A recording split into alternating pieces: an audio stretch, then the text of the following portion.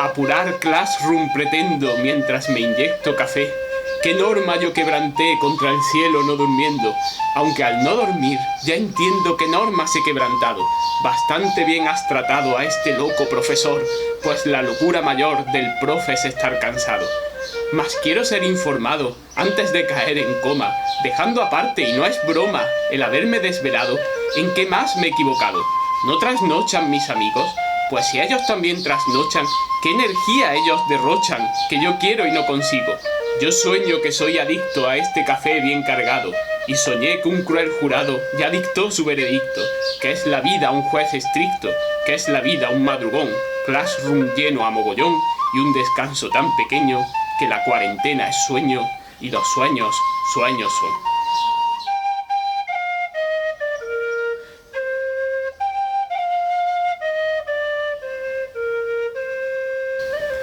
Hola queridos alumnos, ¿qué tal estáis? ¿Os venís conmigo a un lugar de la Mancha de cuyo nombre no quiero acordarme? Pero bueno, antes de eso, gracias a la magia, bueno, magia entre comillas, porque va a ser un poco cutre, a la magia de este croma chungo que voy a poner aquí, os voy a trasladar a mi querido Instituto Rafael de la Hoz, y de hecho así lo veo todas las mañanas, bueno, todas las mañanas antes de la cuarentena, y esa es la entrada principal, pero también os puedo trasladar, ¿por qué no?, al Liceo Español Luis Buñuel de París.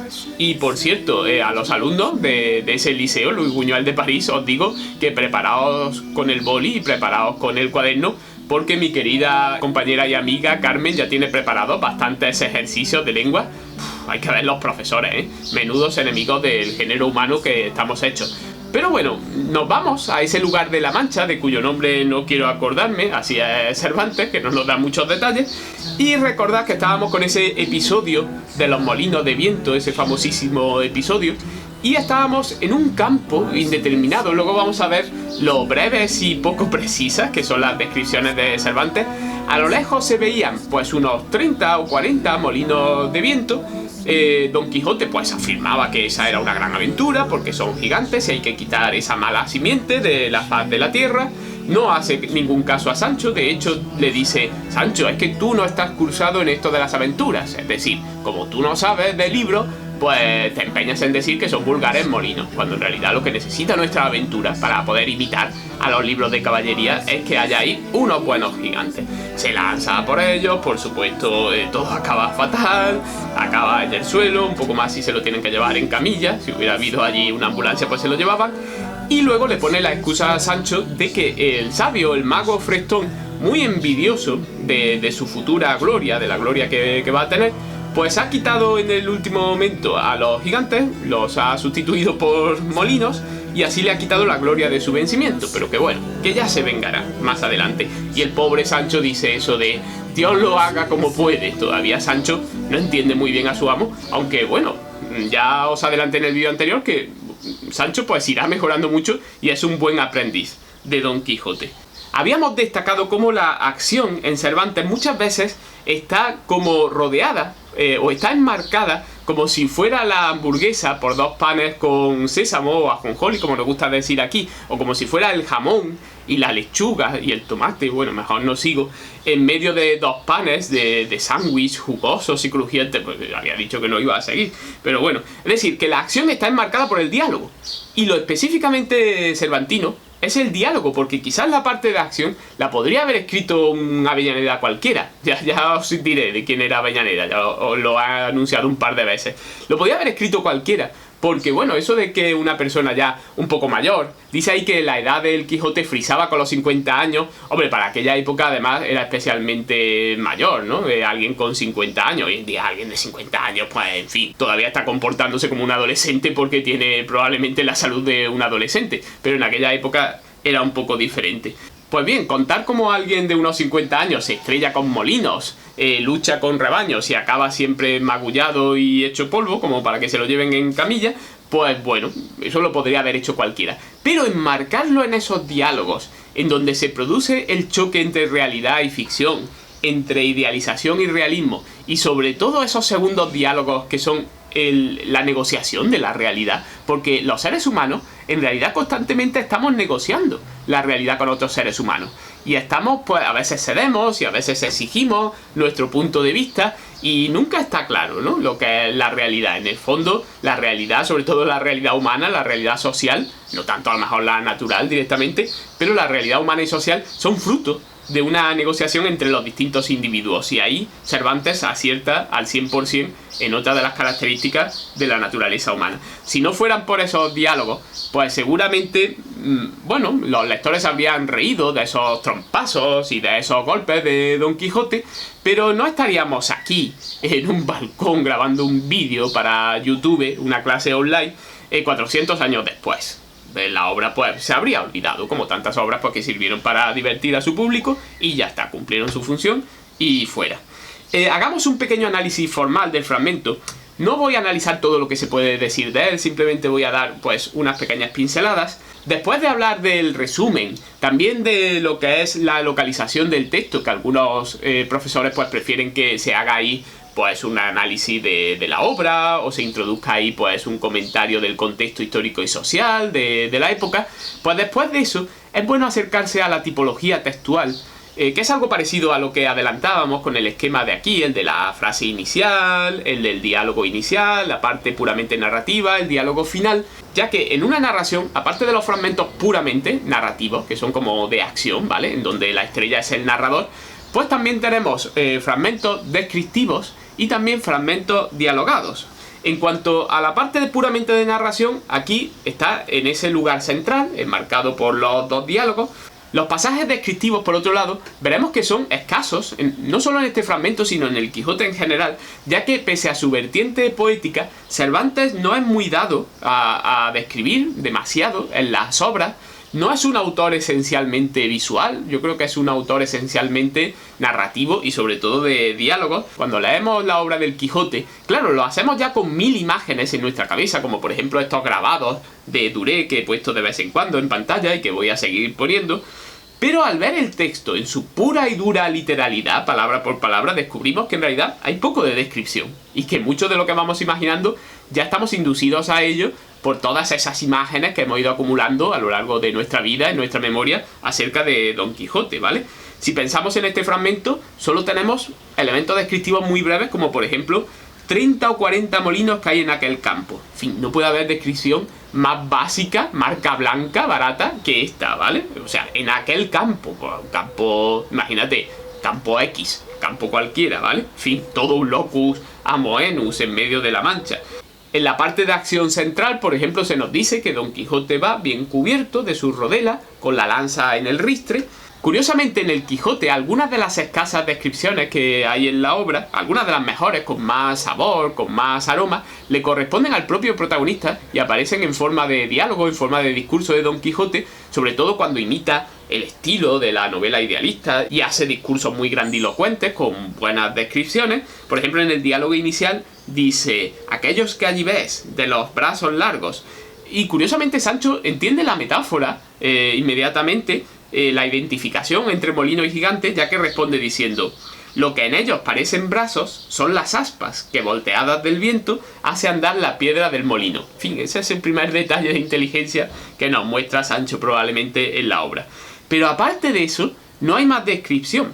En cuanto al diálogo, que como he dicho antes es lo más importante, simplemente quiero añadir dos detalles. En el Quijote el diálogo es prácticamente siempre un diálogo en estilo directo, ya que Cervantes está siempre deseando ceder la palabra a sus personajes, porque él intuye, y yo creo que intuye con razón, que eso es lo más divertido de la obra, que el lector realmente lo que está buscando es que Don Quijote hable con su estilo, como he dicho antes, pomposo, hinchado, grandilocuente, pero muy humano también en el fondo, y que Sancho pues le responda con su estilo mucho más a ras de tierra, mucho más de sentido común, pero bueno, también sabroso y lleno de sabiduría popular, por otro lado. Voy a aprovechar para introducir aquí un pequeño tema que en realidad parece que no tiene que ver, pero sí, que es la relación entre Don Quijote y lo visual. Hemos visto muchos dibujos maravillosos, incluso cuadros que se han hecho sobre Don Quijote, pero por ejemplo la relación entre el Quijote y el cine siempre ha sido un poco problemática. Yo creo que en el fondo es la crónica de un fracaso casi inevitable, ya que el Quijote no se puede adaptar bien al cine. Es una obra tan puramente literaria y tan autoconsciente de ser una obra literaria que en realidad pues, es para un guionista y luego para un director, pues es prácticamente imposible, ¿no? Crear una traducción visual de todo eso. Ni la descripción, que la podría aprovechar a lo mejor muy bien un director de fotografía de calidad, ni la acción, que se podría aprovechar en el montaje y darle brillo. Nada de eso es lo específicamente cervantino, lo que le da realmente su carácter inmortal al Quijote. Sí he dicho que en gran medida son los diálogos, y quizás a lo mejor un director como Quentin Tarantino, que es capaz de sacar diálogos interesantes incluso de cómo se le llaman a las hamburguesas en Holanda, o no sé si habéis visto el comienzo de Pulp Fiction, pero es absolutamente maravilloso como el resto de la película. Claro, lo que pasa es que el problema es que el Quijote de Tarantino sería tan sangriento que yo creo que los molinos acabarían rojos de sangre. Seguramente la lanza de Don Quijote atravesaría el ojo de varios de sus enemigos. Bueno, me estoy imaginando el Quijote de Tarantino, seguramente sería divertidísimo, pero no se parecería nada al siempre humano y al siempre más piadoso Cervantes, ¿no? En este caso. La relación entre Don Quijote y el cine es realmente imposible, pero yo creo que a veces hay formas muy bonitas de fracasar, y a mí me gusta que los directores pues lo intenten y que lo sigan intentando. ¿Y por qué no una serie en Netflix? Digo yo, horas y horas de fracaso maravilloso intentando adaptar el Quijote. Pero bueno, volviendo al análisis textual, en cuanto a los tipos de palabras y recursos literarios, pues podemos destacar, aunque sea brevemente, la adjetivación, que es especialmente abundante cuando habla Don Quijote, como hemos dicho antes, en ese estilo grandilocuente, pomposo, que imita pues la novela idealista de los siglos XV y de los siglos XVI.